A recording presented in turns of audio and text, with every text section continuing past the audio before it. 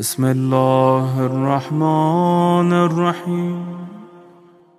ایک اور حوالہ آپ ملاحظہ فرمائیں۔ اب یہ ہے صحیح ابن خزیمہ، یہ کتاب بھی حدیث کی ہے، صحیح ابن خزیمہ۔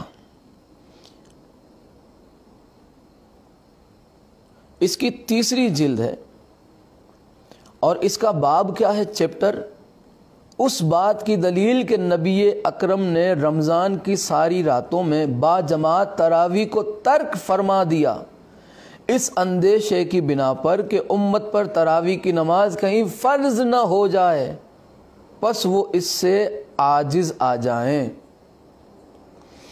دیکھیں یہاں پہ کہیں بھی نماز تراویح عربی عبارت میں نہیں، بلکہ کیا ہے؟ قیام اللیل، رات کی نماز، جسے نماز شب، نماز تہجد، قیام رمضان، قیام اللیل کہا جاتا ہے۔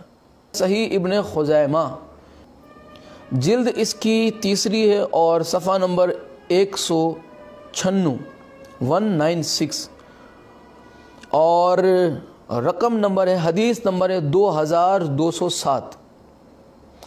یہ میں مکمل روایت پڑھ کے آپ کو سناتا ہوں۔ دیکھیں اس میں کافی کچھ واضح کیا گیا۔ حضرت عائشہ رضی اللہ عنہا سے روایت ہے کہ رسول اللہ صلی اللہ علیہ وآلہ وسلم رات کے درمیانی حصے میں نکلے اور مسجد میں نماز پڑھنے لگے۔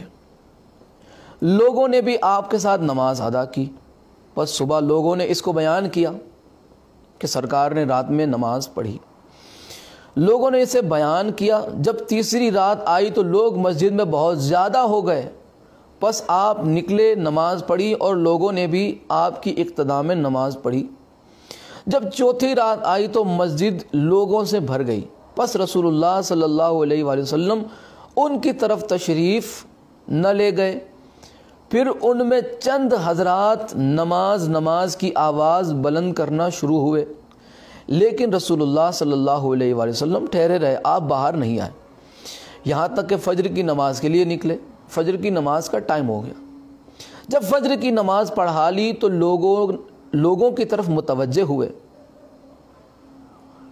اللہ کی توحید اور حمد و ثنا بیان کرنے کے بعد فرمایا کہ بے شک تمہارا حال مجھ پر مخفی نہ تھا، یعنی میں جانتا تھا کہ تم میرے حجرے کے باہر، کہ تم میرا انتظار کر رہے ہو، تم نماز کر رہے ہو، تم نماز کا انتظار کر رہے تھے، لیکن میں نہیں آیا۔ کیوں؟ تمہارا حال مجھ پر مخفی نہ تھا، لیکن مجھے ڈر تھا کہ کہیں یہ رات کی نماز تم پر فرض نہ ہو جائے۔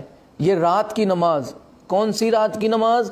نماز تہجد۔ میں نے شروع میں بتایا تھا بخاری سے کہ اس میں وہ رات والی نماز جسے رسول خدا مسجد میں پڑھنے گئے، وہ نماز تراویحوں کی نہیں تھی، کوئی اور نفل نماز نہیں تھی، بلکہ وہ رسول خدا پہ واجب نماز جو اللہ نے قرار دی تھی وہ نماز تہجد تھی۔ فتہجد بہ نافلۃ لک، یہ نماز تہجد تھی، نہ کہ مولویوں کی بنائی ہوئی نماز تراویح، نماز تہجد تھی۔ ٹھیک ہے، تو اب دیکھیں کہ رسول خدا نے کیا فرمایا کہ مجھے ڈر تھا کہ کہیں یہ رات کی نماز تم پر فرض نہ ہو جائے اور تم اس کی طاقت نہ رکھو۔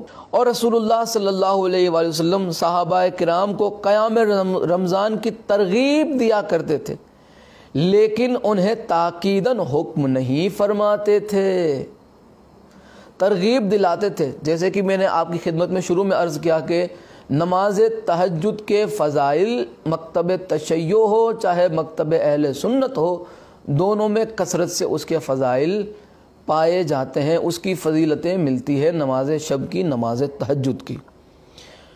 پتہ چلا کہ آپ کسی کو بھی تاکیداً حکم نہیں فرماتے تھے، پس آپ فرمایا کرتے تھے جو ایمان اور طلب رضائے الہی کے ساتھ روزہ رکھے گا اس کے پچھلے گناہ معاف کر دیے جائیں گے۔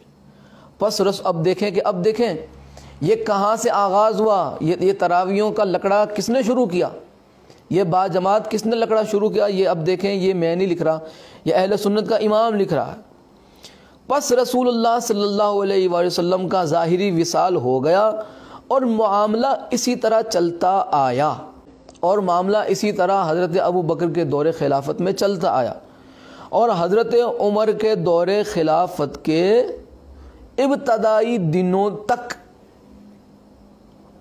پھر حضرت عمر رضی اللہ عنہ نے لوگوں کو حضرت ابی بن کعب کی امامت میں جمع کر دیا اور انہوں نے لوگوں کو نماز تراویح پڑھائی۔ پس یہ پہلے شخص تھے کہ جن کے ساتھ مل کر لوگوں نے رمضان میں قیام کیا، یعنی نماز تراویح ادا کی۔ کس کے کہنے پہ؟ حضرت عمر کے کہنے پہ۔ کس کے پیچھے نماز ادا کی؟ حضرت ابی بن کعب کی امامت میں۔ اب دیکھیں بخاری میں یہاں تک بھی الفاظ ملتے ہیں کہ اس کے بعد حضرت عمر چکر لگانے آیا کرتے تھے۔ لوگ جب مسجد کھچا کھچ پڑھتے تھے، ایک نمازی کے، ایک پیش نماز کے امام کے پیچھے لوگوں کو کھڑا کر دیا جب، تو حضرت عمر چیک کرتے تھے کہ کون کس طرح پڑھ رہا ہے، حالانکہ خود نہیں پڑھ رہے۔ اگر خود پڑھ رہے ہوتے تو پھر چیک کرنے کیوں آتے؟ چیک کرنے کی ضرورت کیا تھی؟ پتہ چلا کہ یہ خود نہیں پڑھتے تھے۔ اور کیا فرماتے تھے کہ نعم البدعۃ ھذہ، نعم البدعۃ، کتنی اچھی بدعت ہے۔ بہانے سے حضرت عمر کو بچانے کی ناکام کوششیں وہ کرتے رہے کہ یہ وہ بدعت نہیں ہے، یہ وہ بدعت نہیں ہے، یہ فلاں بدعت ہے، یہ بدعت ہے، وغیرہ وغیرہ جو بھی تھا، ہمیں ان سے کوئی لینا دینا نہیں۔ لیکن میں توجہ آپ حضرات کی، مومنین کی اس طرف دلانا چاہتا ہوں کہ جب حضرت عمر نے ایک امام کے پیچھے جب تمام نمازیوں کو دیکھا تو آپ نے کیا فرمایا؟ نعم البدعۃ ھذہ، یہ کتنی اچھی بدعت ہے۔ مان لو ترجمہ کرنے والے نے یہ کہا کہ کتنا اچھا نیا طریقہ ہے۔ تو اب جن لوگوں نے یہ کہا کہ با جماعت خود رسول اللہ نے پڑھائی، تو پھر کیا حضرت عمر کو نہیں پتا تھا؟ وہ جو لوگ نماز الگ الگ پڑھتے تھے انہیں نہیں پتا تھا کہ یہ رسول اللہ نے با جماعت نماز پڑھائی ہے؟ بات غور کرنے والی ہے۔ کسی صحابی کو پتہ ہی نہیں تھا کہ یہ تراویح، جسے تراویح کہتے ہیں، یہ نماز شب با جماعت پڑھنی چاہیے۔ سب الگ الگ کیوں پڑھتے تھے؟ اور جب سب ایک پیش نماز کے پیچھے آ گئے تو پھر حضرت عمر کیا، وہ بھی، انہیں بھی نہیں پتا تھا کہ یہ رسول خدا کا طریقہ ہے؟ انہیں تو یہ کہنا چاہیے کہ آہا میں نے رسول اللہ کی سنت کو زندہ کر دیا۔ انہیں تو یہ کہنا چاہیے نا کہ میں نے رسول اللہ کی سنت کو زندہ کر دیا، چونکہ لوگ اسے ترک کر چکے تھے، وغیرہ وغیرہ۔